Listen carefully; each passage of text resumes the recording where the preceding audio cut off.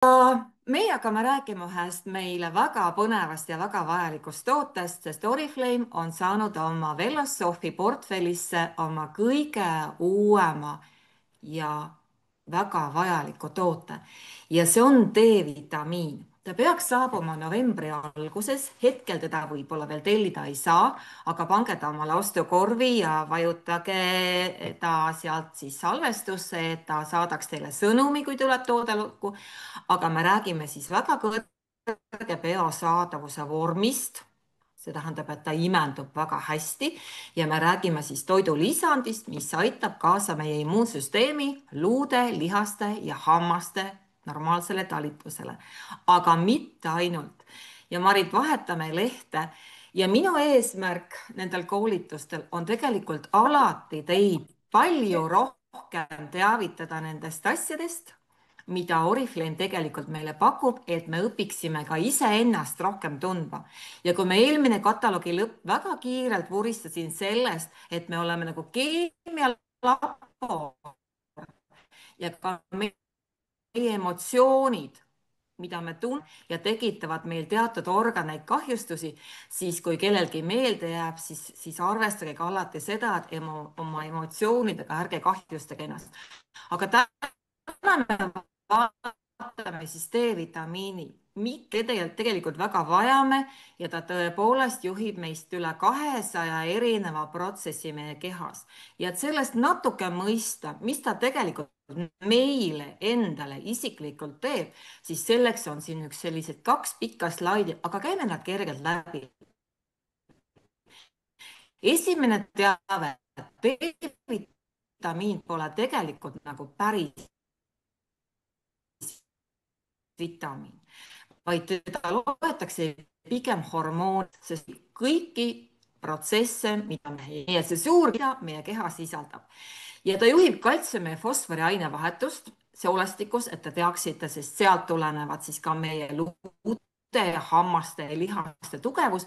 Ja nüüd nende punastega on välja toodud, mis siis juhtub, kui meie kehas ei ole seda, mis on väga ohustav ja me rääkisime siin ühes pikemas koolituses ka seda, et need puusaluumurrud on sellised ohtlikud, mis vanemas eas võivad meid oodata ees. Kõik meie hammaste lagunemine ja loomulikult ka rahiit lastel. Et lastearstid jälgivad seda omal moel. Aga meie lihaste töö, energia, kõik see, et meil selliseks nagu kukkumise riske ja muide, kas te olete vahel mõelnud võib-olla selle peale, et selline puine tunne hommikul kehas või lihasnõrkus või valu või väsimus, mis meie kehas on, ei pruugi olla mitte millegi muud, aga kui selle, et meie kehal puudub D-vitamiin ja võib-olla veel mõned olulised mineraalid.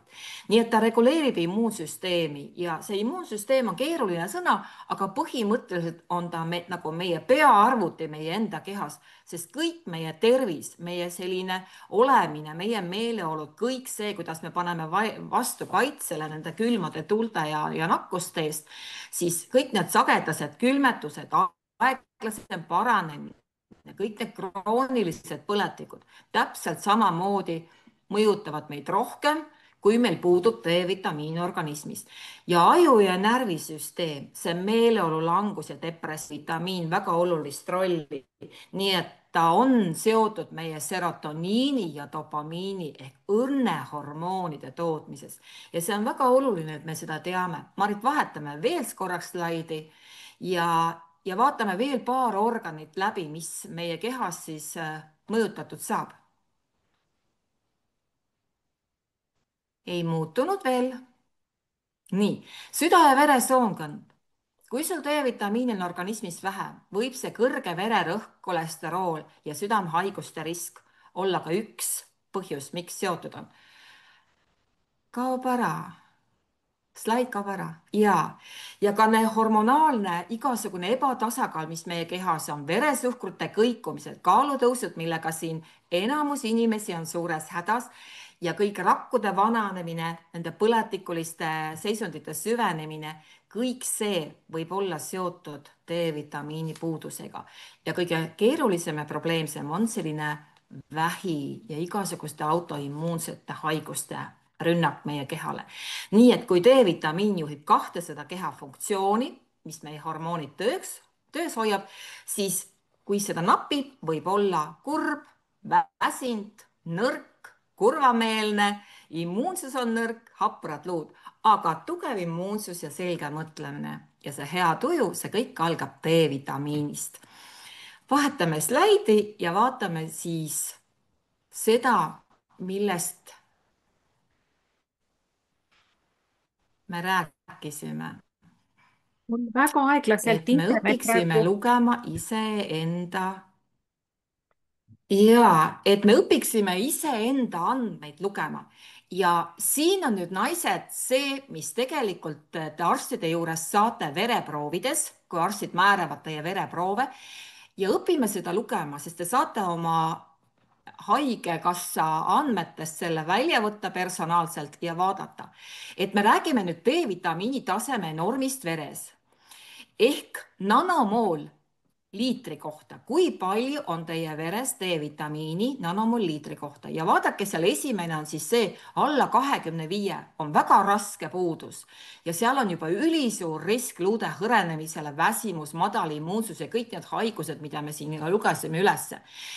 Nii et 20–50 on ka ebapiisav ja vajalik on nüüd kindlasti lisatarbimine. 50–75, see aitab kuidagimoodi meid elus püsida, aga väga minimaalne. Nii et 75–125 nanomooli liitri kohta on selline optimaalne tase. Täna tegelikult peetakse seda 125 juba selliseks piiriks, et sealt allapoole tegelikult ei peaks enam minema. Nii et enamikul inimestel on sellise taseme juures juba hästi mõnus enesetunne ja tervis on kordades parem. Nüüd 150, ma toon selle näite, lihtsalt inimesed tegelikult tarbivad väga suuri koguseid ja mitte arsti soovitusel, vaid iseenda soovitusel. Aga vaadake, kui ohtlikud võivad olla kõrged tasemed. Kui ta läheb juba 150-le lähedale, siis tegelikult peaks siin juba piiri hakkama tõmbama, sest ta võib tekitada meile sellist toksilisust, iiveldust, nõrkust, igasuguste kaltsiumite liigtaset verest ja kui ta läheb juba 250-le, siin minul üks tuttav võttis kogu aeg 10 000 ühikuid, siis tegelikult on see nüüd ohtlik tase ja siin peab meditsiin juba sekkuma ja siin tehakse juba selliseid asju ära. Ja vaadake alumist rida, et uuringute järgi oli tegelikult meie seis siis 49,7 ainult keskmine seis Eesti uuringute järgi. Nüüd, kust me siis saame D-vitamiini? D-vitamiini me saame siis kolmest allikast, suurest allikast, see on päikesevalgus, siis meie keha toodab, nagu me oleme siin varem ka rääkinud, et me ise nagu oleme võimelised tootma 3 vitamiini, see oli B2, B5 ja päikese mõjul D-vitamiini. Nii et D-vitamiini looduslik vorm on siis kõige tugevam päikesevalgusest. Nüüd ka loomsetest allikatest saame rasvased kalad, lõhe, makrell, heeringas, sardiinid, munakollane, tursamaks õli. Ja teine pool, mis on siis vegan pool, on siis taimsetest allikatest ja seda nimetatakse siis D2.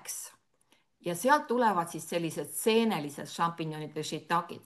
Nüüd seda taimsetest allikatest D-vitamiini omastame me kordades vähem kui loomsed ja väga paljud organismid ei ole isegi suutelised seda taimsetest omastama. Ja all on paar toredat näidet, et kas sa tead, et 30 minutit päikese käes võib tekitada sulle 250–500 mikrogrammi D-vitamiini.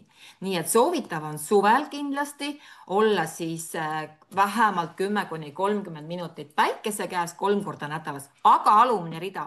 Oktoobrist aprillini on päike Põhjamaades väga-väga madal, nii et praktiliselt ei saa me siit kuni kevadeni mitte ühtegi mikrogrammi D-vitamiini. Nüüd ka toit võib olla suurepärane D-vitamiini allikas, nii et jälgi seda, et su toidulaual oleks kindlasti need D-vitamiini rikkad toidud. Rasvane kala, nagu me ütlesime, lõhe, sardiinid, heeringas, makrell, punane liha kindlasti hästi vajalik, maks, munakollased ja ka sellised rikastatud toidud nagu piim ja siin rasvamäärd. Nii et soovitav D-vitamiini kogus toidust oleks siis 10–15 mikrogrammi. Ja kõik need D-vitamiinid, mida me siis saame, toimivad väga hästi koos siis toitainetega nagu A, C ja K-vitamiin, magneesium, tsink, seleen ja oomega 3 rasvhapped. Palun muudame slaidi. ja nüüd needsamad, millest me rääkisime, et kõik D-vitamiini allikad ei ole ühesugused. D3 oli siis see, mis on päikesevalgus ja loomsed toidud ja me tõepoolest sellest omastame väga hästi. Ja kui nüüd keegi küsib, et millest see D-vitamiin tegelikult siis ikkagi tehakse, siis nagu te näete, ta tehakse loomsest lanoliinist, see on siis villarasv, mida siis saadakse lambavillast puhastamisel ja siis ta tehakse seal, toodetakse ja puhastatakse siis lõpp-produktiks D-vitamiiniks. Ja teine pool oli siis see D2, ergokaltsiferool, mida me nii kergelt ei omanda, aga tema on siis vegan variant neile, kes siis ei tarbi loomseid toimeaineid ja tooteid ja nemad siis on samblikest saadavad ja seentest. Aga enamik inimesi tõesti ei saa piisavalt D-vitamiini ei päikesevalgusest ega toidust ja Tartu Ülikooli läbi viidud uuringud kinnitasid, et üle 80% eestimaalasest kannatab D-vitamiini puuduse käest ja seda ka suvel. Ja nüüd, kallid, ma loen ette ja teie enda peas pange väikesed ristid sellesse ossa, mis teid ennast nüüd puudutab. Kas sa oled sagedasti haigestunud viirushaigustesse? Kas sa tunned väsimust, jõuetust, kurnatust? Kas sul on unehäired või keskendumisraskused? On sul nahaprobleemid? Kuidas su meeleoluga on? Kas see käib üles-alla või ta on selline kurb ja masendunud? Või on stress ja depressioon? On sul lihasenõrkust? Tunned sa vahel luu või lihasevalu? Või on hommikuti puine tunne ja keha on kange, kui sa ärkad?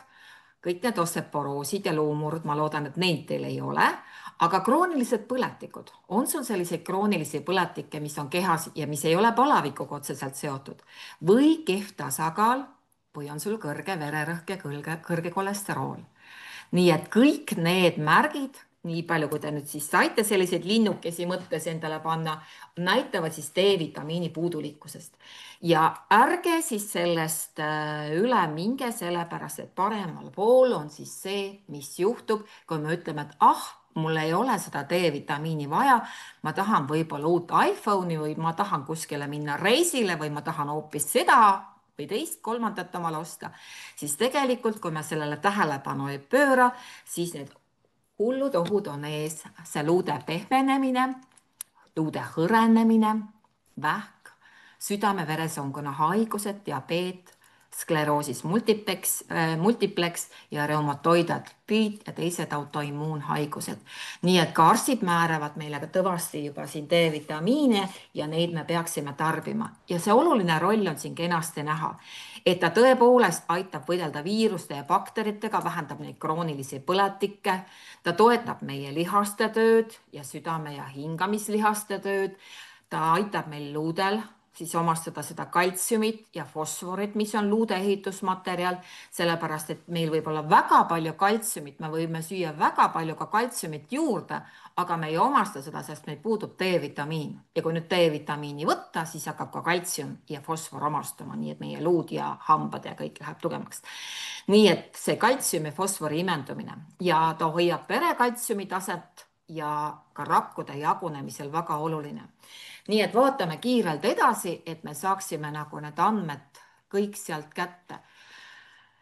Ja mis siis on meie Oriflami selles uues portfellis olevas D-vitamiinis sees, mida ta sisaldab? Nii et ta on D3, ta on siis selline puhas päike väikeses tabletis, ta on 12 mikrogrammi, ta on siis väga sellise kõrge kvaliteediga ja väga hea omastamisvõimega. Ta on hästi väike ja kergesti neelatav tablett ja seesama siis kolekaltsiferool ehk loomne ja ei sisalda GMO-d, ei sisalda kunstlikke värvaineid ja säilitusainet, ta toetab meie immuunsust, lihaste tööd, luid, hambaid ja ta sobib kasutamiseks siis koos Vellosofi Wellness Packiga. Nii et Wellness Packis on siis 12 või 15 mikrogrammi ja D-vitamiinis on siis 12 mikrogrammi, nii et kokku te saate siis siit juba 27 mikrogrammi. Ja koostisained on mul all nurka välja toodud ja need võivad teinekord meid ehmatada, aga palun, Marit, vahetame slaidi ja ma elimineerin kõik need ohud täna teie jaoks ära ja ka teie saate oma klientide jaoks selle ära elimineerida. Mikrokristall, need tselluloos, need on siis need, mis hoiavad selle tableti kuju, ta on ohutu ja ei imendu kehasse. Kaltsium, difesinikfosfaat, samamoodi ohutu ja kasutatakse toidus, piimatoodetes, pagaritoodetes. Paakumisvastased ained, ränidioksiid, et ei laseks tablettidel kokku kleepuda. Ohutu kasutatakse vürtsides ja jahuses. Steariinhappe ja magneesiumtsitraat, samamoodi toidutööstuses ja tavaliselt kasutatavad ohutud asjad. Ja glaseeritud katteained, nagu te näete, siis on see, mis hoiab selle tableti pinnas sileda, nii et ka see on väga ohutu ja kasutatakse laialdaselt ravimites ja toidus. Nii et kõik need komponendid, mis koostises osades sees on, et see tablett üldse vormuks, on seal siis sees. Ja üks tablett päevas siis vee ja toiduga ja ta, nagu te näete, et ta võib hakata mõjuma küll kohe, aga püsiv D-vitamiini tase veres saavutatakse alles 4 kuu möödudes, nii et siis te teete võib-olla oma vereproovi. Ja nüüd teie, kes te ei tarbi võib-olla need wellness-päkke ega toidukorra lisandeid ega sööte võib-olla kehvasti, siis võtke kindlasti 2 tabletti. Ja kokkuvõtteks, looduslik tee, sama, mida toodab päike, väike, mugav, igapäevane koos toiduga, sest ta vajab rasvlahustuvat kas oomega-3 sinna juurde või rasva sisaldavaid toiduaineid, toetab teie immuunsust, luid, lihaseid, hambaid, tõstab meeleolu ja on seotud siin pimedas sügises meie õnnehormoonidega ja täiesti puhas koostis, ilma igasuguste lisaaineteta, mille me just vaatasime, et kõik on toiduainetega seotud. Nii et Põhjamaal elavatele inimestele kohustuslik igapäevane tugi, eriti praegu sügistalvisel pimedal hooajal. Nii et D-vitamiin on siis nagu väike päike meie sees. Kui seda on piisavalt, tunneme ennast energiliselt, rõõmsana, tugevana ja kui seda napib, muutub kõik raskemaks, isegi naeratus. Nii et pane oma ostukorvi ja naerata. Ja ta sobib siis järgmisel leheküljel kõikide meie Velossofi portfellis olevate toodetega, nii et te võite julgelt neid kombineerida. Kui te kombineerite, siis 1 tablett, kui te ei kombineeri ja ei tarbi neid, siis kindlasti 2 tabletti.